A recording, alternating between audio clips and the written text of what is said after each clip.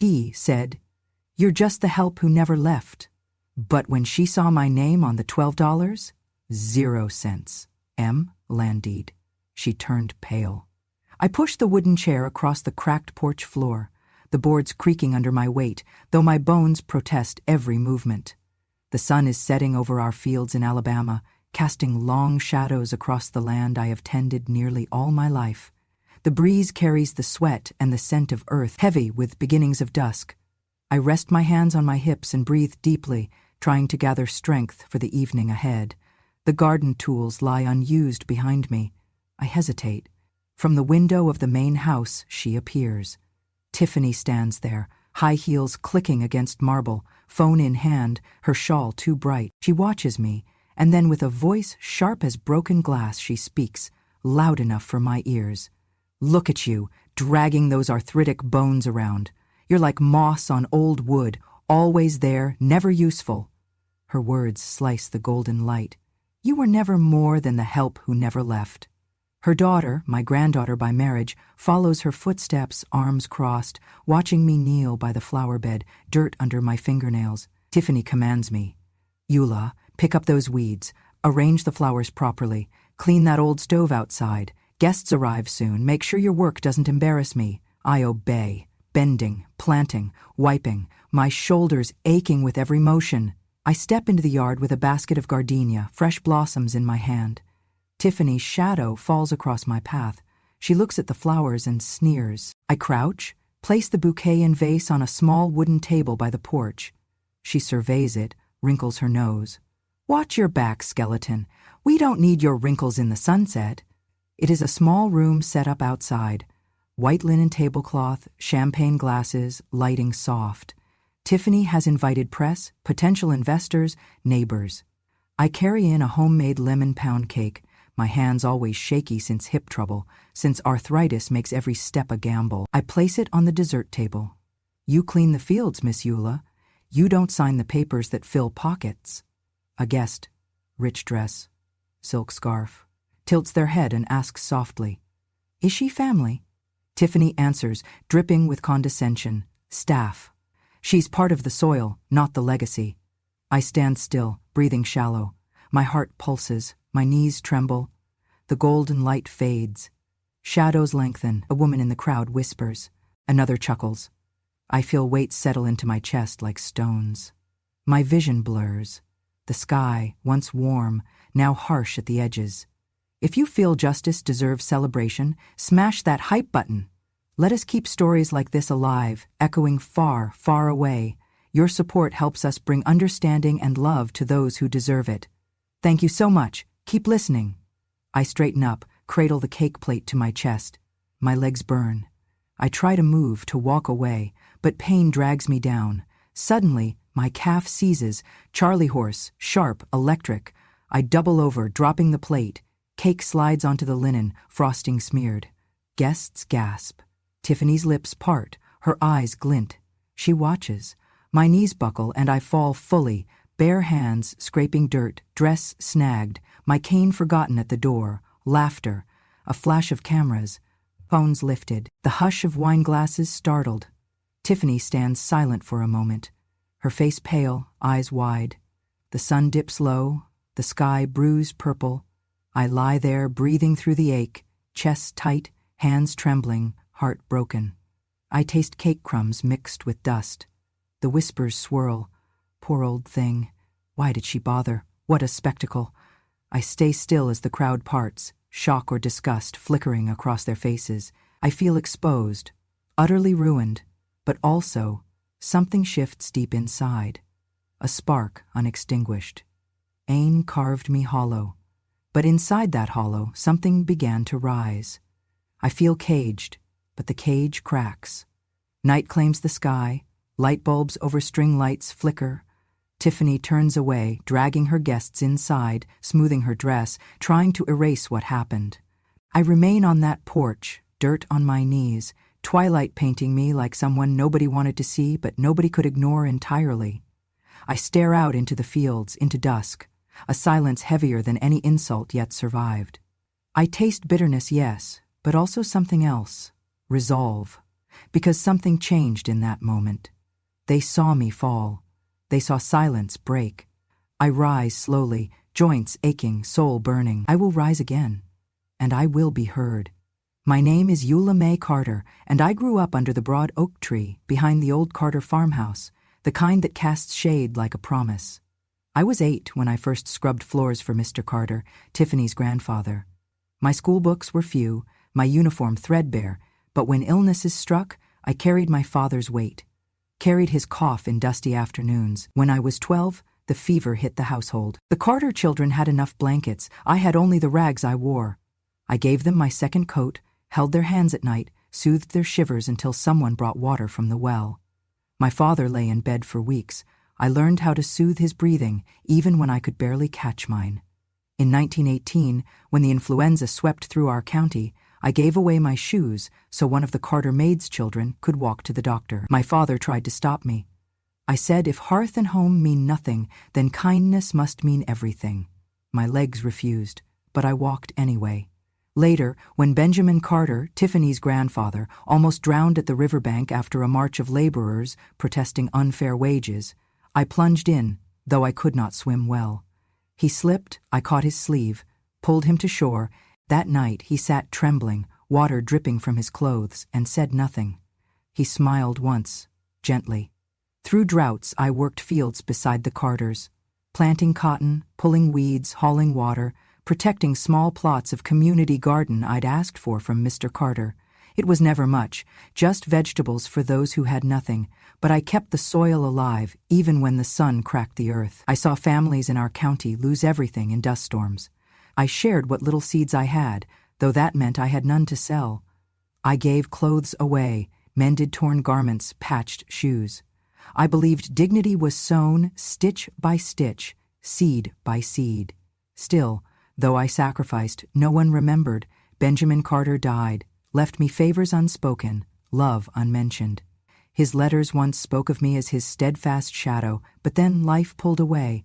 Tiffany's mother teased me at social gatherings. "Do your dusty gowns not smell of barn and work?" she'd ask her friends, forcing laughter. Tiffany was a child then, laughing at the back of dresses I cleaned, thinking my floral print apron was tacky. The Carter photo albums were full of velvet gowns and polished shoes. My face appeared only where I stood behind chairs. When Tiffany came of age, she absorbed every whisper of sophistication, every influence of fashion magazines, influencers, social media voices. She wanted white marble floors, crystal chandeliers, clean minimalism. She abhorred the embroidered quilts I stitched, the vintage crockery, the old wood furniture. She said they cluttered her vision. One day she forced me to take down a lace curtain that formed part of her great-grandmother's window. She said that curtain was like a relic of poverty. She made me discard a cedar chest full of family photographs because brown tones ruin my brand. She declared the wild grapevine on the fence ugly mess, asked me to trim it into perfection. When I refused, citing that vine had grown since I was born and had kept the fence from rotting, she called it an eyesore economy. She said, "If our visitors see your fraying fabric, your creased quilts, they will think we cannot afford elegance." Her voice always carried out into the yard, to where I sat on the porch swing after chores. My joints ached, but pride refused to let me bend my head. Even my father, nearing death, once told Tiffany, "She did more than you know." But Tiffany waved him off. She said he was sentimental. She said he should focus on beauty, on presentation. My face stung as I watched him leave the room. Now I recall those moments not with tears, but with a ledger in my mind. Kindness given unasked, work done unseen, roots planted and never acknowledged. Every insult was a punch. Every memory refused was a scar. Yet I held silence. I kept the quilt at the foot of my bed. I kept the vine clinging to fence posts. I kept the wooden chairs in the garden, even when Tiffany repainted the porch. I did not fight because I believed time would show truth, because dignity cannot be torn away by noise. And in that belief, there grew something fierce. I watched from the back terrace as Tiffany escorted investors and the local press across the lawn, their polished shoes crunching on gravel. She asked me to carry the silver tray of iced tea, glasses sweating in the heat, water beads running down my fingers. I moved slowly, cane in one hand, tray in the other, back bent with age and years of bending over soil. Guests paused beneath a sprawling wild vine that draped over the garden wall. They murmured admiration at how the vine framed the sunset. Tiffany's lips curved, not with pride for my garden, but with a knowing sneer. This wild vine, it's art if you look pathetic, but it smells. She said it loud enough for everyone to hear. A gust of wind rattled the vine's leaves. Guests wrinkled noses. I felt my chest tighten. I placed the tray down too firmly. A glass clinked. No apology. A gray-haired man in a linen suit approached and asked me, "Do you live here, Miss Carter?" I raised my eyes. I could feel the heat of dozens of glancing eyes behind me. Tiffany stepped forward, placing a hand on the man's arm, smiling. "She stays in the servant wing. We kept it out of nostalgia. Or pity, perhaps." Pity. The word slapped me better than any insult. My heart beat like war drums. I held my tongue. I bowed my head, picked up the tray again, hands trembling. Inside, art frames hung on walls. Tiffany had replaced several family portraits. I saw a new painting of her arriving in heels upon a gleaming white driveway. She was the centerpiece. Then I saw an empty frame where once hung a portrait of me, young, sturdy, apron on, sun in my hair. I recognized that frame, its carved gold edges. I traced its absence with my fingertip as I passed. They left a blank wall. Then, Tiffany had someone remove the lace curtain I'd made. She replaced pillows I embroidered, floral print, with geometric covers in cold grays. She stood back and admired. I stood far away, feeling like I no longer belonged in even my own home. Later, Tiffany live-streamed some scenes for her followers, the painted gazebo, the herb garden, the sweeping sunset. She held her camera steady, voice soft and staged. "I believe in heritage," she said, "but some relics are just reminders that time leaves you behind." She panned the camera to show me seated under a pergola, my back to the frame. I was holding my knees, my shoulders slumped. A follower comment appeared. "Living antique, love the vintage vibe." Another flickered across the screen. "Old help in a mansion? Creepy aesthetic." I felt each word settle like dust over me. Everyone watching thought it was art. I thought it was humiliation. The vine, the frames, the garden which once belonged to me now became set pieces in her show. A guest approached me after the live stream. A young woman with bright earrings asked quietly, "You seem calm. Don't you hate that being displayed like that?" I nodded, though my voice shook, and said, "Calm is safer than eruption." The young woman squeezed my hand and walked away. I felt tears tug at the corner of my eyes, but I swallowed them. I used my sleeves. Inside, after guests left, I retreated to the small room behind the house. Thin walls, creeping draft, shadows in corners. I sat on my old rocking chair, knee throbbing, spine sore. I held my heart steady while the house echoed with laughter and clink of wine glasses. My quilt lay tossed on the bed. I smoothed the fabric. Blue floral print worn at the edges. Patches added by hand. I traced its stitches, each one a memory. Stitching curtains for Tiffany's mother's wedding, patching dresses for the Carter children, hemming Tiffany's first prom gown. I held that memory close, even as Tiffany had erased those fabrics from her decor, labeling them out of vogue. Night came. The lights dimmed. Guests departed. I heard laughter fading across the lawn. I lay awake on the bed, hearing my joints creak, pain whispering with each inhale. The quilt wrapped around me like a promise I refused to renounce. The moonlight through the window cast the vines as moving shadows.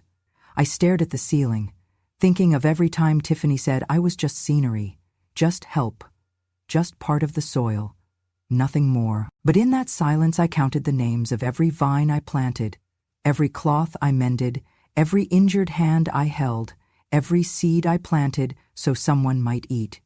I built this place in silence, in service, in devotion.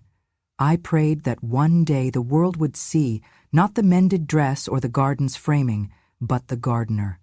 That one day recognition would be more than art, more than pity. I bought 2 small cameras, one disguised as a garden lantern, one hidden behind a pot of ivy by the tool shed, paying cash, avoiding questions. I placed them only in the garden areas I had tended for decades.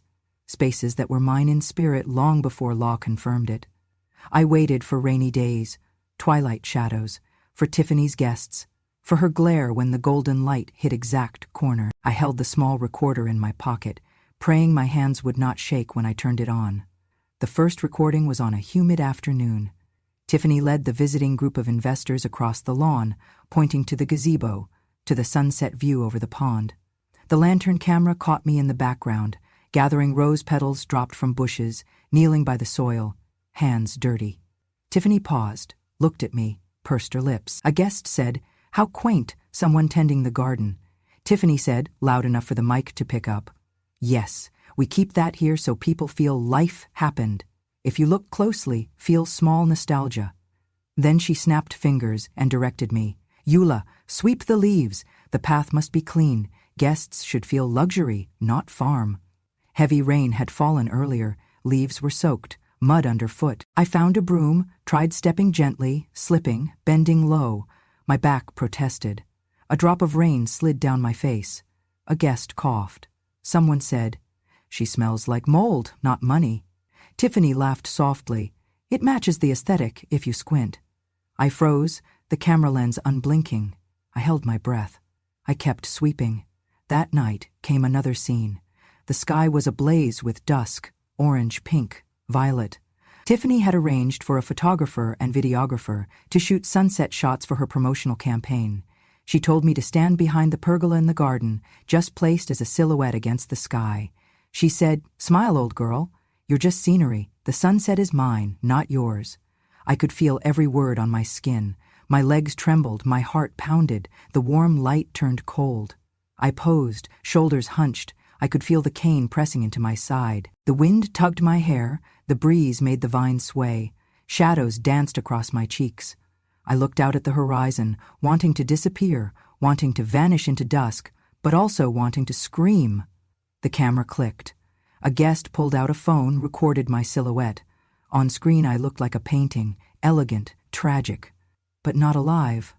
I tried to steady myself. My foot slipped on damp wood. I fell backward, cane clattering. The guest gasped. The photographer froze. Tiffany turned, face twisted, not with concern, but annoyance. "Careful," she spat. "You break the look, you ruin the frame." No help came. I touched the splintered wood, pain shooting through my ankle. They moved me out of the frame, replaced me with a cushion, a lantern, a prop. Then came the upload. The guest who filmed slipped the clip to someone infamous in town, local real estate gems page. The video showed me falling, cane lost, Tiffany's voice in the background. "Smile, old girl," echoed. The caption, "When vintage helps and sunsets mask the decay." Comments poured in. "Beautiful valley, but why old help in dress? This is exploitation." Others defended. "Looks like art. Check that garden, though. She planted that vine." The echo chamber split. Some mourned, some laughed, some felt shame. Tiffany saw the heat rising online. Bracelet wives, neighbors texting. She confronted me later, door closed, voice tight. "Did you film that? Did you leak it?" I said nothing. I touched my ankle, swollen. She said, mocking, "You always need attention. Maybe you staged a fall so people pity you." I swallowed the insult. I did not admit anything. But inside, I felt the evidence burning in my pocket, the cameras blinking quietly with truth. In the days after, strangers stopped me on the road. A young mother said, "Ma'am, I saw the video. I think you are brave." A boy in high school said, "I wish I planted something instead of being ashamed." The faces of those who once nodded politely shifted. They looked at me differently. Some with sorrow, some with respect. Tiffany's smile became tight. Her guests whispered behind hands. Real estate agents cleared calls. The local newspaper asked questions. Source photo, source fall. Tiffany brushed them off, denied, said, "Glamour shot gone wrong, old fainted from humidity." But the cameras told more. They recorded not just me falling, but Tiffany's hands adjusting frames, directing staff to hide the quilts, to move my cane out of sight, to redo the lighting. They recorded how she ordered someone to hose down the garden walkway so mud wouldn't show, how she sighed when the wild vine rustled in the wind. It looks unkempt. How her assistant whispered, "She makes the vines droop." Tiffany's voice was everywhere, but never mine. I limped through the garden one morning after rain, cane tapping stone path, wet leaves squishing. I paused and looked at the vines, the frames, the chairs where nobody wants to sit. I reached into my pocket and touched the camera battery, still warm. It was the fruit of nights spent waiting for her to slip, for the truth to catch her. One afternoon, a neighbor knocked at the gate. They handed me a printout of a screenshot, my silhouette, falling, Tiffany's voice, the caption. The neighbor frowned. She did not expect this to spread. I nodded. I felt something, vindication, sharp but clean. I knew that my silence, my endurance had grown roots. The video was no longer just a humiliation, it was proof. I tucked that proof under my pillow that night. That night I slept little. My ankle throbbed, my heart too. The moonlight filtered through the veranda into my room. The vine outside cast shadows. I saw in the flicker the faces of those who saw me as scenery. I saw those who saw the gardener. I saw the proof in glass and pixels. I closed my eyes and whispered, "One day your frame will not hold all of me." One rainy afternoon, I crept into the old tool shed beneath the loft where Mr. Carter's old trunks lay. My fingers trembled as I lifted one dusty chest, the iron latch cold. Inside lay yellowed envelopes, brittle letters, a folded parchment sealed with wax. I recognized Benjamin Carter's cursive signature. I held it with careful fingers. It was the Silent Guardian Covenant, dated 1974, written in his hand. Not fancy, barely typed, but real. Benjamin told me, "Use it only if they forget your worth." So I kept it silent. Not out of fear, but respect. It declared that because I had served him with loyalty, and because I tended the land, the gardens, the heritage of Carter's when nobody else would, if any heir, specifically mentioning Tiffany by name if needed, ever publicly disrespected me, neglected my care in old age, or used the land in a way that erased the legacy of those gardens, then that land, that ownership, would revert in full to me. It was signed by Benjamin Carter, co-signed by two witnesses, one a gardener now long retired but alive, the other the local pastor. It was notarized. It had cost Benjamin sweat and money to arrange, and I had kept silent about it all these years because I believed respect, like soil, took time to nourish. Weeks earlier, Tiffany had signed a contract with a developer to acquire parcels adjacent to my garden patch, parcels that would become driveways or parking lots for the resort.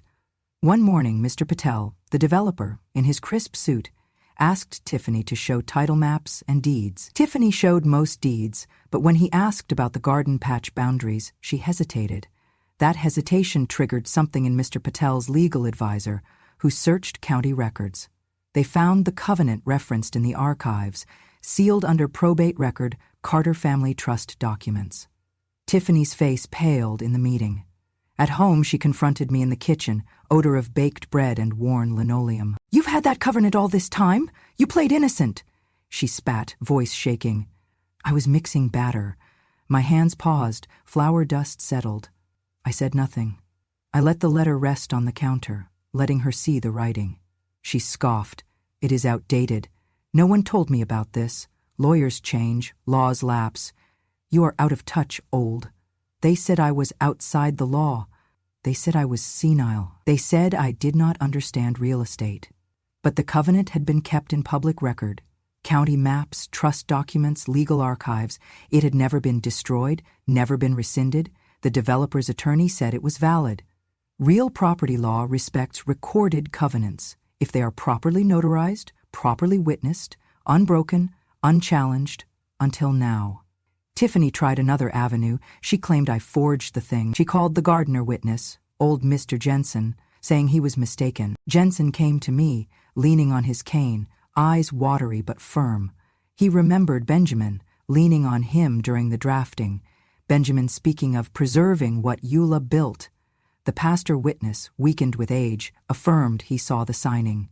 The town's newspaper ran a headline, "Covenant Uncovered, Heirloom Document, May Redirect Ownership." Tiffany's lawyer filed motions to dismiss on basis that the covenant lacks continuous notice, claimed I never told Tiffany, that property taxes never referenced it, that she never acknowledged it. But the legal records, deeds, tax maps, the Carter family archive, All showed the covenant's existence and implied notice, because boundary lines, descriptions of land, maps, had always used the garden patch. One late evening, Tiffany sat across from me in the parlor, hands clenched.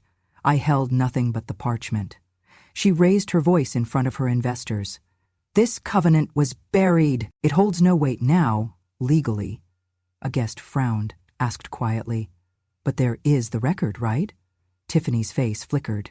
She tried to smile, but her eyes betrayed fear. I felt a calm in me then, the kind of calm that knows truth has its time. I looked at her, slow but steady, cane resting against my chair. I said, "Your legacy was built on my work, your sunset views, your gardens, your glimmers in press. None of it rose without these hands, this soil, this covenant."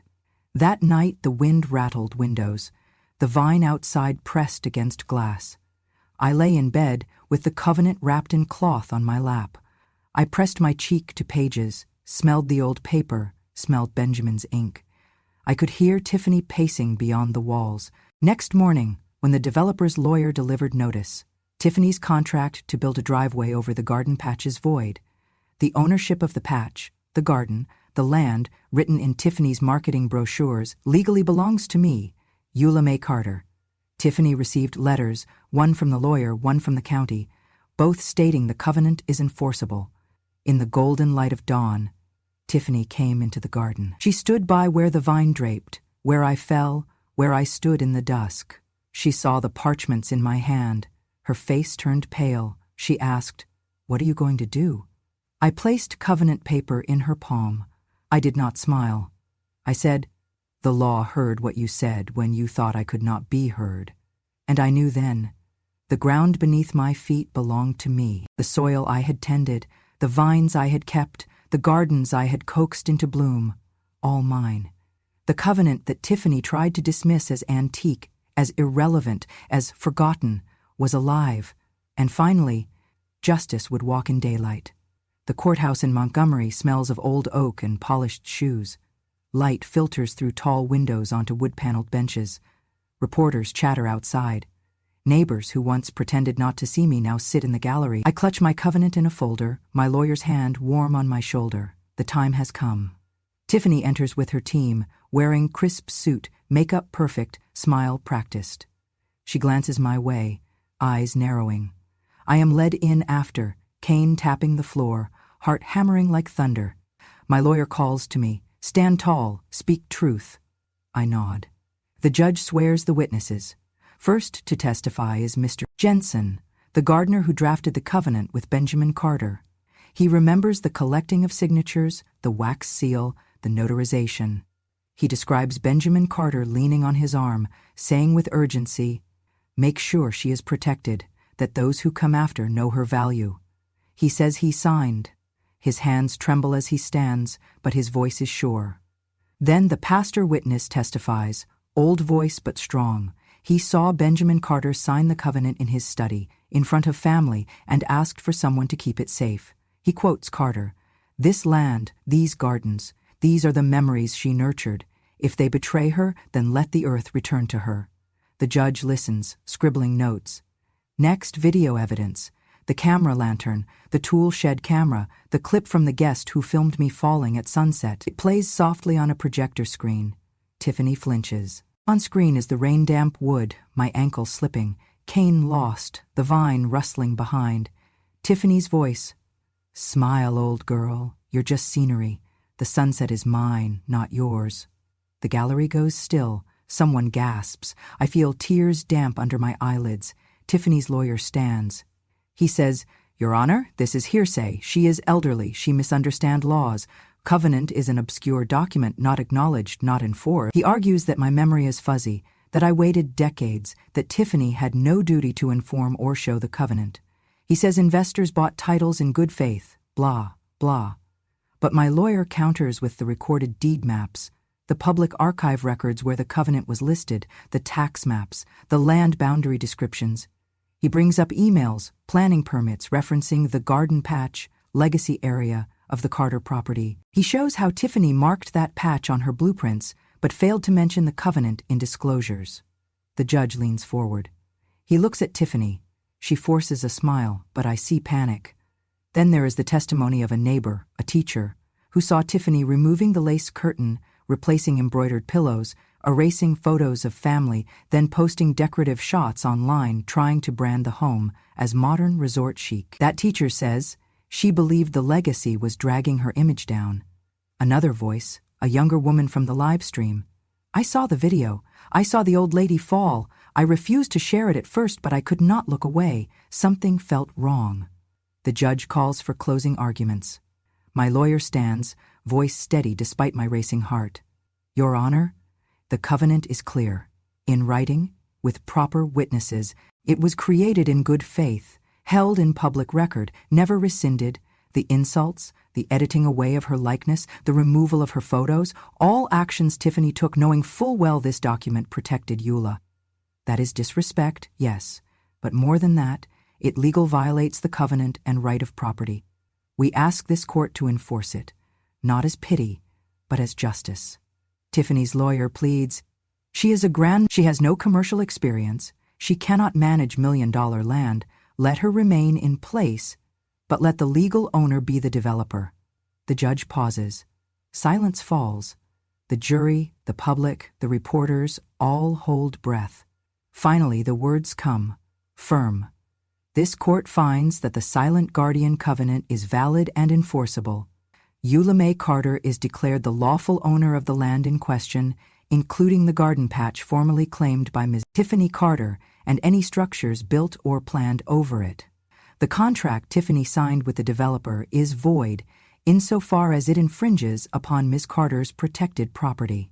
Ms. Tiffany Carter is ordered to reimburse all legal fees and pay damages for emotional, reputational, and financial harm caused by her public disparagement and misuse of Ms. Carter's likeness on promotional materials.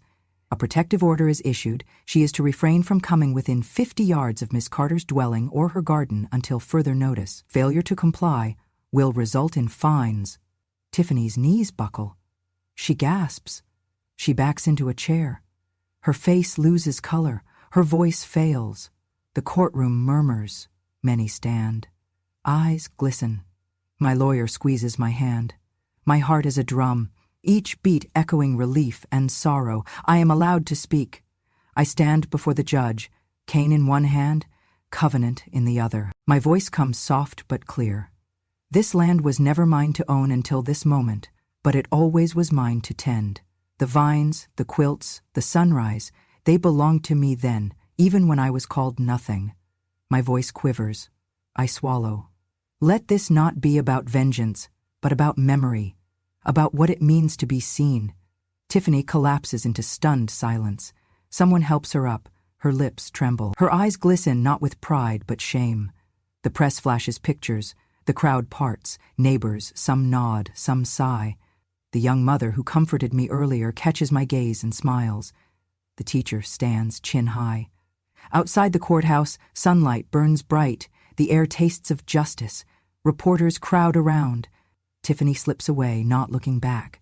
I walk down the steps with my lawyer by my side, pain echoing with each step. My knees ache, but my heart is light. That day, I owned more than land. I owned recognition. I owned the truth. And they saw me, not as background, not as relic, but as someone who stood. I stood on the garden path at dawn, dew on the vine leaves, earth damp under my boots, the covenant in one hand, the early sun in the other. I made the decision. I would not sell. Not 1 inch of that land that had seen laughter, sweat, growth. Instead, I would give it purpose beyond what Tiffany ever imagined. I formed Eula Mae Conservation and Heritage Trust. Its mission was clear: preserve the wilderness of the wild vine, protect the ancient trees, restore the rose bushes, maintain the gardens, open learning halls for elders who had served in silence, teach young people heritage gardening, seed saving, quilting, old crafts. I spoke to the town council, proposed public access hours, classes in the shade of those trees. The trust would be nonprofit, funded in part by grants, by donations, by heritage tax incentives. The land would be shared, honored, remembered. Tiffany heard the news through a printed notice at the county registrar's office. She tried to scream, Contracts, old rights, tourist draw, resort plans, but the court's decision had set limits. Her license to build over the garden patch was revoked. Permits for driveway expansion canceled. Advertising hoardings that showed the garden and marketed the resort with heritage backdrop were ordered removed because they implied ownership that was no longer hers. The developer she had contracted with pulled back, citing risk, legal uncertainty. They would not build over land now in trust. News outlets ran stories. When help becomes owner, Eulamay's land, Eulamay's story. Photographs of me walking the garden with cane, pruning rose bushes, with children using raised beds, elders sitting beneath vine-draped arbor. Journalists asked, "What does this mean to you?" I said, "It means those who helped build this land are no longer invisible." Tiffany tried damage control. She posted on Instagram, still committed to innovation, respecting tradition. But her words rang hollow. People compared side by side the old live streams, where she erased quilts and flowers, with the vibrant images of the Garden Trust, now in hands of the woman who planted it. Contracts with designers who once collaborated with Tiffany were canceled. Sponsors withdrew. One major advertising firm sent a letter to local press. "We do not endorse exploitation of elders or heritage misused." Community meetings gathered in the town hall. Neighbors who once nodded politely in Tiffany's lawn parties now stood and spoke. The old gardener, Mr. Jensen, spoke of how Eula taught him to graft apple trees, how Eula gave seeds when others counted profit. Young mothers said they brought children to heritage classes. They wanted their children to learn what was nearly lost. Students from local schools visited the garden patch, sketching vines, writing about what it means to own memory. Government agencies that approve land conservation and historical preservation took interest. The State Historical Commission granted certified heritage status to the garden patch. The garden became registered as a historical site. That status carried protections. No development could encroach, no signage could misrepresent, no commercial activity allowed that violated the covenant. Tiffany attempted one last gambit. She threatened lawsuit for defamation, for perceived damages to her brand, claiming the media had twisted her. But the court already had placed legal penalties: republished video, public insults, stripping of misrepresenting ads. Tiffany's legal backs were burned. Brand endorsements dropped. Social media trended hashtags like Garden Blessed Eula, Heritage Not Hype. People shared photos of vines, quilts, woods, what Tiffany called clutter now seen as art, as history, as breath. One afternoon I hosted the first class, Quilts and Seeds, Heritage for Hands. I stood before a dozen elders, some bent, some young, every pair of hands dusted with soil. I showed my old apron, the lace curtain I'd been forced to take down. I passed out seed packets. I showed pictures of the vine, of the fall, of my silhouette against sunset. There were tears, laughter, applause.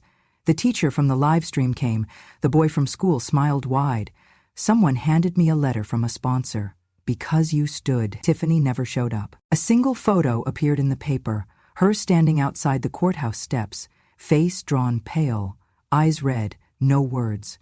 The headline read, "Owner versus Heir, when ownership is not just power but promise."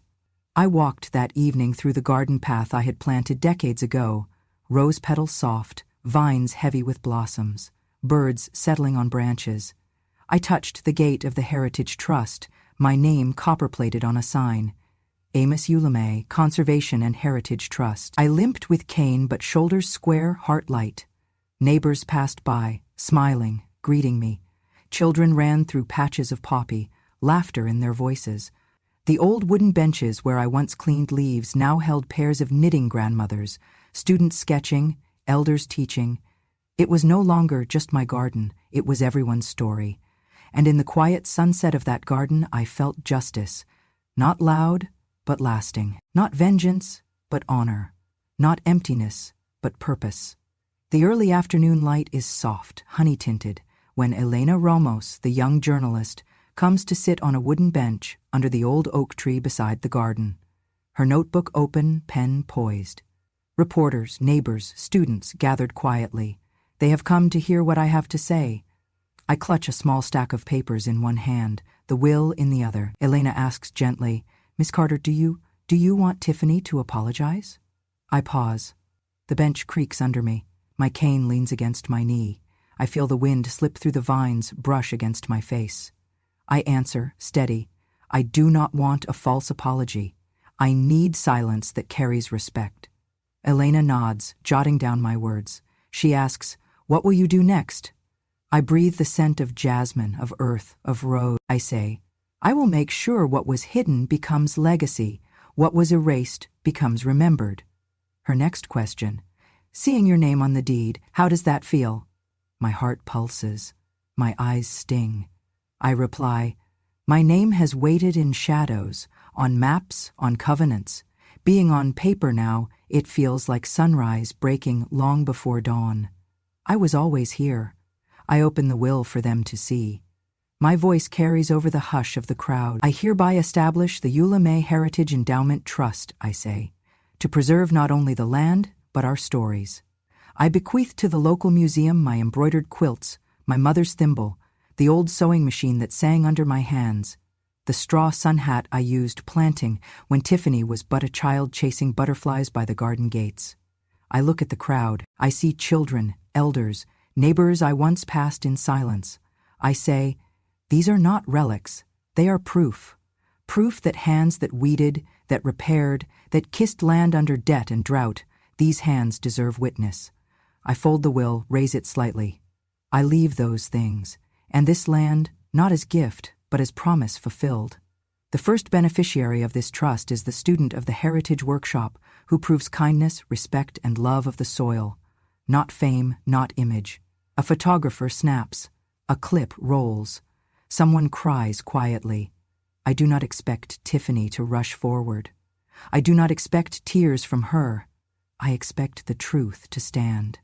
The sun moves lower, gold turning to amber. The garden exudes its fragrance, roses, honeysuckle, old wood, wet leaves. The paths lined with poppies, benches freshly painted, vines climbing trellis. The people gather, whisper, nod. Some hands reach out to touch wounded flowers, to breathe air that once smelled only of neglect. Then I see Tiffany standing at the edge of the clearing. She is far enough not to touch, close enough that the golden light slants on her face. Her expression is white, no apology on lips, no words to throw. The public sees her there. Silence louder than any shout.